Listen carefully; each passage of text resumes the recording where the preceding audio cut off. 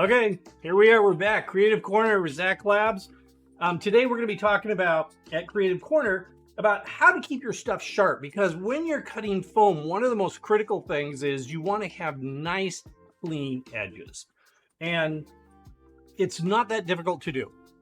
I know I've had some people in our shop before who did not understand this, and it literally looked like they chewed the edges of their foam. But it's super critical that you keep your edges clean, because when you're gluing things together, especially if you're using barge or whatever kind of adhesive you're using, the cleaner the edges, then you're going to get a much better adhesion. And if it's rough, if it's and then you're going to deal with seams and all kinds of problems. So I've just got a selection of a variety of different types of tools here. Cutting implements, utility knives are really useful, and I've got this is a standard, like a box cutter utility knife, retractable blade on it. This is a little bit more fancy one, flips out, flips in. I kind of like this one myself. This is what I use. You can also, for finesse, for smaller stuff, you may want to have like a retractable one that has the breakaway blades on these guys. And you could even use small for real detail things. You might want to use like an X-Acto knife. And on each of these things, like on these guys here, I'm constantly replacing the blades on mine.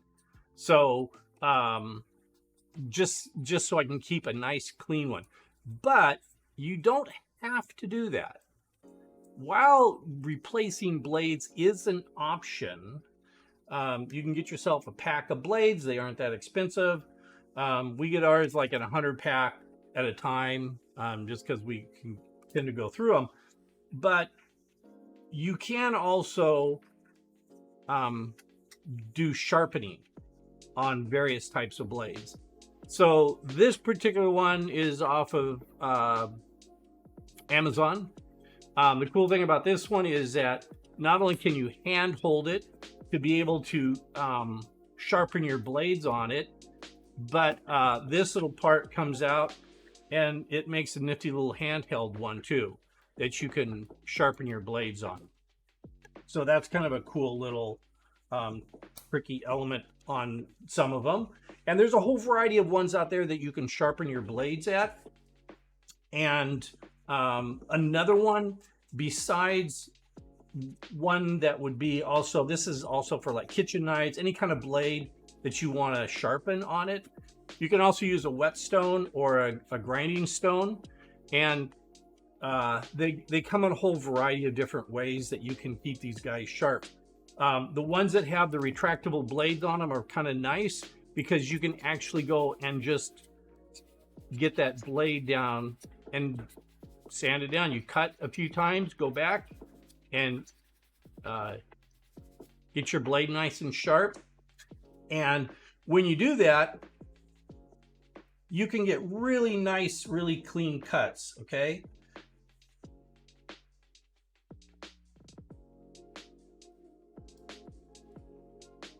You get a super nice clean cut there.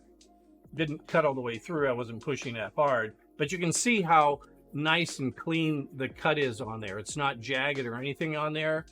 And that's what's really, really important, is to get a nice clean cut. There, I put enough pressure on that one. And you can see how clean those edges are on there. And that's what you're looking for. Really, really nice, clean edges on it. If you start seeing cuts where like maybe the top is clean, but the bottom is ragged, then your tip of your blade is going dull. And they will do that just from the cutting board, from cutting material, cutting the foam.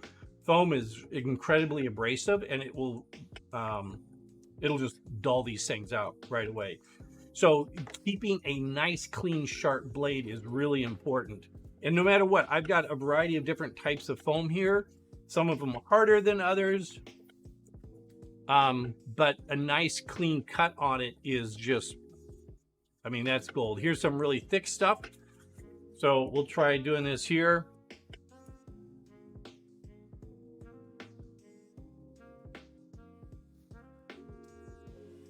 Yeah, nice clean cut. So that's a super nice cut. This will glue really, really well. And again, I use this whetstone myself. A lot of times I just take it and I'll rub the edge on it.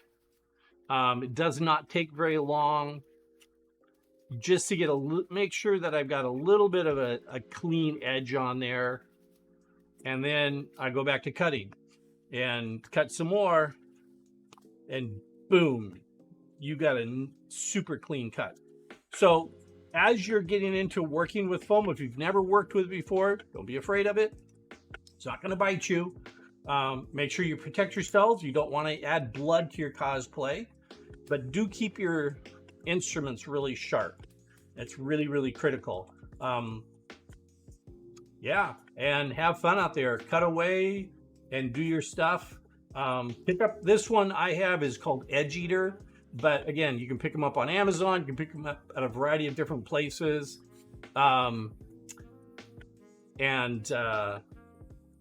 Keep your blade sharp. One of my viewers said, "Isn't blood required for cosplay?"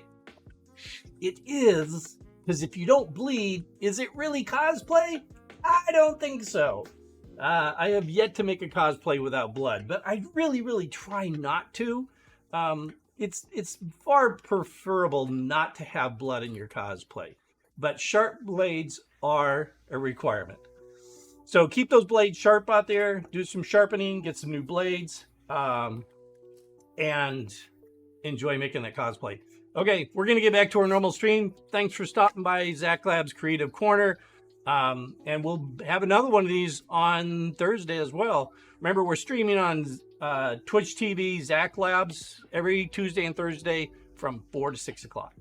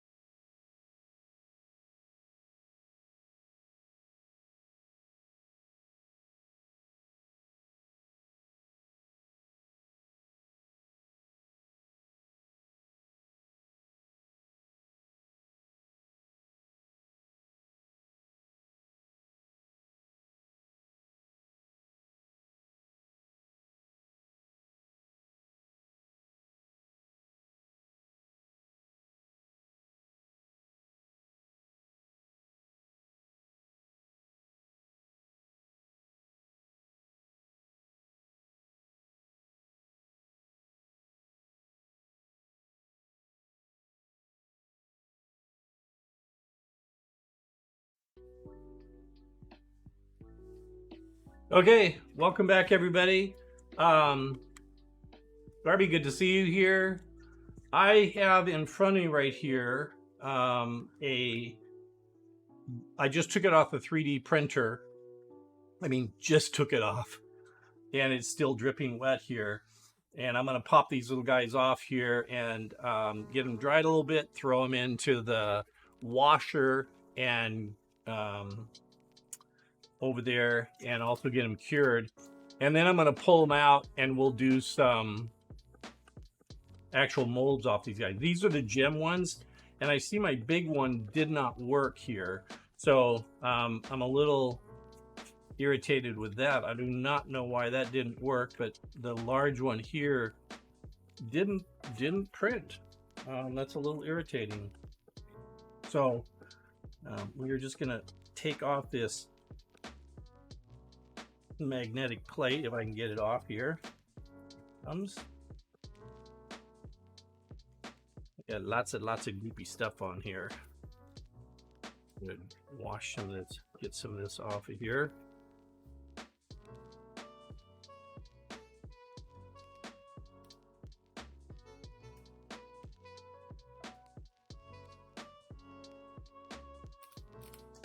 Ah, good thing they're not breakable. Okay, there's one. These guys are little guys over here. I think I'm gonna pull those off first.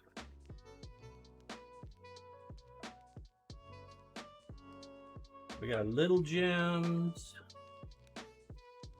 We had a really big one. I guess I'm gonna have to reprint that one. I don't know why it didn't turn out. But that's a really nice size one. These will vacuum form really nice once we get them cleaned up here.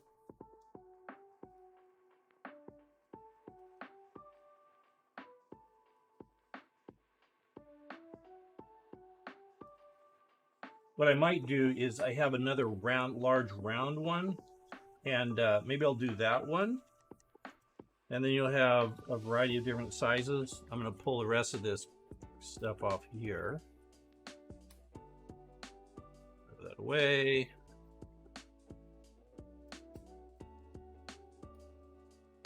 I love this new build plate.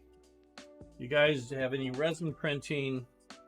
I have one of these on my PLA printer too, and it works amazing. So if you have printing that you're doing, I highly recommend these magnetic bendable plates on here. They work amazing. They're super cool. Okay, I am gonna go set this aside, and we'll get these guys. I guess I'll throw these in the wash right now. It only takes a couple minutes to wash them, and then cure them, and then we can do some vacuum forming. We set this over here, and I'm gonna go and drop these guys in the wash right over here. You can see what I'm doing.